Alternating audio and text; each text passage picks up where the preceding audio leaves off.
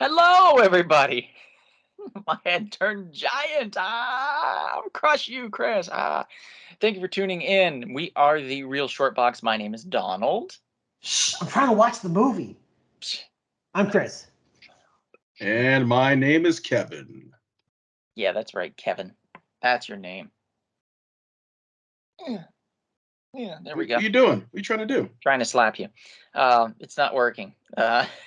Thank you for tuning in. We thought we'd do something a little different this time. So we're in a movie theater actually, waiting, a virtual movie theater, waiting on a Marvel property, a superhero movie to begin, or a DC movie, or some other movie of some superhero nature.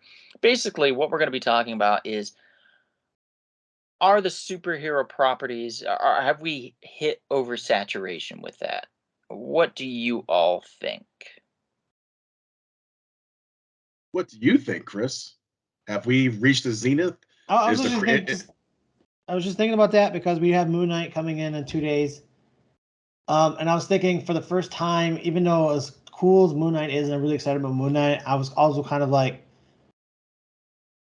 well, we got another superhero comic book coming, another superhero property coming up. It's just like it seems like one ends and another one begins, and then right after that, then we have Morbius coming out next week, and then we have Doctor Strange in a couple months. It's just I think it's very daunting. I think it's a little you think about how many things are coming out this year. If it was just one a year, I think it would be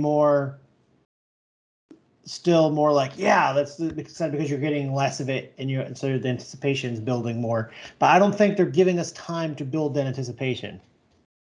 Or time to breathe, I guess how you feel. Time to breathe. Yeah. It's like you're not like, oh, well, I miss this superhero stuff because I haven't seen it in a few months, but it's like, oh, there was a superhero thing like last week. So no big deal. Totally understand that. Let me ask you, as far as these properties are concerned, particularly the ones that are coming out soon. I mean, Morbius is that's April of this year. I mean, that one that Friday. Yeah, I mean, that was came and it's going to come and go. I think from what I hear in the I think it would make a difference if they were good. The problem is we're getting Venom 2s and we're getting Morbiuses and we're getting stuff that's being just thrown together willy-nilly. Yeah, and they're not as good as one would like them to be. And that's the problem. I think if they were all excellent films, we would be more inclined to accept them. And I think the problem they have is, particularly Disney / Marvel, is that they want them all interconnecting. So they need you to remember certain things that happened. So they have to come out with the next film that attaches or aligns to that. And then the series, maybe ramifications from that. Back when Agents of S.H.I.E.L.D. soap opera. It's a big soap opera. It's stretched out in multiple places. Right. Yeah, exactly. So it's like, what do you do in that instance? Do you strike where the iron's hot, or do you let it chill a little bit and create, again, that pandemonium, that excitement that happens when the first Spider-Man from Sony with Tobey Maguire was released? Because I remember that was insane. Yep, and the time for that movie was perfect because it was released about 8 months after 9/11.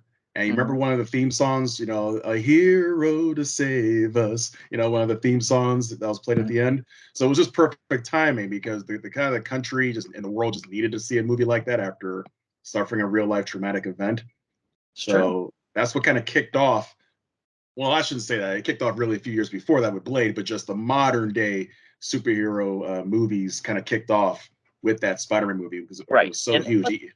Let's not forget that Blade ushered in a different type of superhero film, but we already had superhero films like Barbed Wire and Steel and The Phantom, and Shadow, and so on and so on, Tank Girl, and on and on and on, where they would try these properties. I think what's the saving grace for DC is also doing them in the lack of interconnectivity.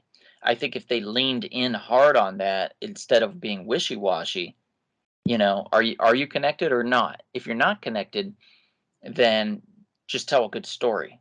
And if you are connected, how? And then tell a good story.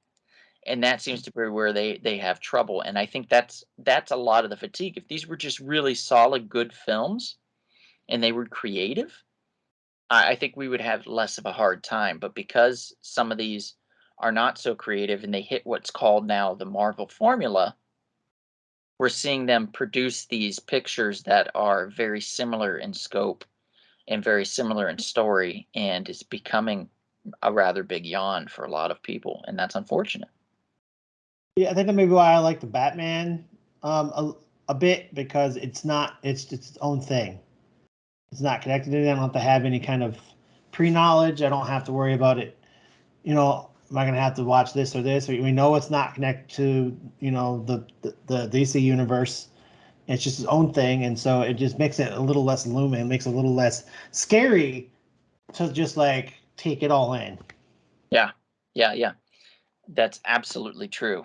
Um, there's less work that's entailed in it, and less time that has to be invested. And for somebody that works a lot, let's say, but is a casual fan, you don't maybe necessarily have the ability to be like, okay, so what happened in the last film? I got to go back and watch that other Avengers film, and it was 3 hours. What? That creates an issue sometimes. So I think just creating a standalone film can help save the fatigue. And I think if they just dial it back, I agree with you, Chris, if they dialed back some of that. And there is other trains of, schools of thought, so to speak, that say superhero films are fine. They're doing super well. And a lot of people don't want them to scale it back because they love it. They're enjoying it. This is their time, in other words. And to those people, I say, yeah, it absolutely is your time. It's the time of the nerd. It's the time of the comic book geek. Um, we're seeing it in a larger scape, a larger form, and a lot of us are enjoying it. In some way, in some ways, it's similar to the middle of the 20th century, where you had so many Western films. You had so many westerns. They're just such a super, super popular genre, and it took maybe a good 30 years, 20, 30 years for it to start fading out a little bit. But it was just a very popular thing. It's reflected the times that people were living in. So the superhero genre, I feel, is the same. Oh my goodness, look at that. I feel is the same way. Is he trying to eat you, Chris? I think he's trying to eat you. Oh wow.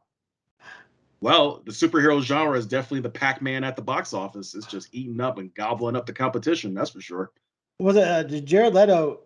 He was quoted saying that he thinks that Marvel kind of like, or just superhero movies in general, but especially Marvel, have saved movie theaters. That without Marvel, movie theaters would probably not exist anymore.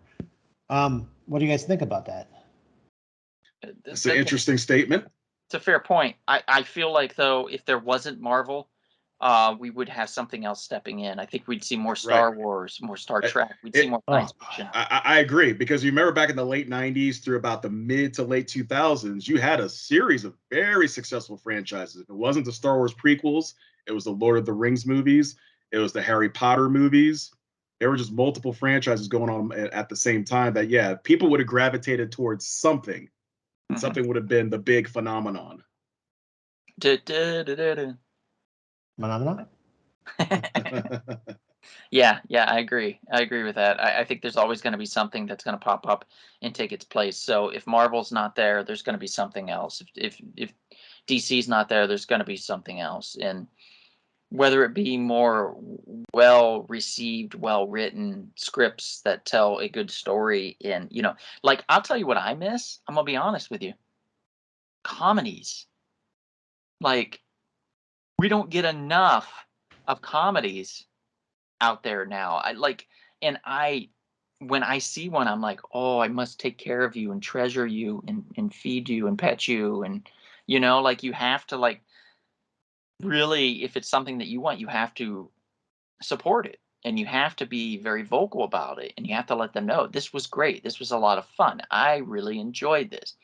Like, we watched Uncharted recently, and that movie was a hoot.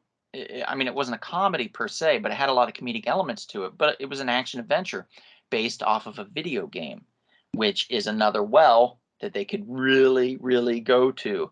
I think there's a stigma with video game films because a lot of them were poorly produced and quickly done.